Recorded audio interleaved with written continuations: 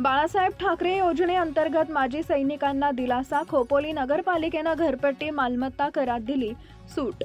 दिवंगत बाळासाहेब ठाकरे माजी सैनिक सन्मान योजनेअंतर्गत खोपोली नगरपालिकेनं माजी सैनिक व त्यांच्या विधवांना एका निवासी मालमत्ता कर जाहीर केली असून बुधवार दिनांक 1 ऑक्टोबर रोजी 43 माजी सैनिकांना मालमत्ता उतारा व पुष्पगुच्छ देऊन सन्मान करण्यात आला आहे। बाळासाहेब ठाकरे माजी सैनिक सन्मान योजनेअंतर्गत शासनाकडून मालमत्ता करात सूट देण्याबाबत शासन निर्णय पारित झालाय। त्या अनुषंगानं खोपोली नगर परिषदेमार्फत माजी सैनिकांना मालमत्ता करात सूट मिळवून देण्यासाठी मुख्याधिकारी प्रशासक डॉक्टर पंकज पाटील, कर विभागाचे प्रमुख गौतम भगळे यांनी सातत्यानं पाठपुरावा केलाय।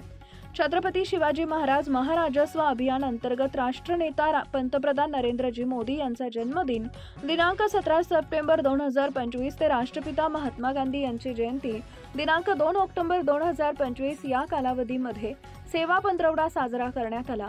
त्या अनुषंगाने तहसील कार्यालय खालापूर व खोपोली नगर परिषद यांच्या संयुक्त विद्यमाने मालमत्ता करांमध्ये सूट दिलेल्या सर्व माजी सैनिक व त्यांच्या विधवा पत्नी एकूण 43 यांचा मालमत्ता उतारा कर व पुष्पगुच्छ देऊन सन्मान करण्यात आला।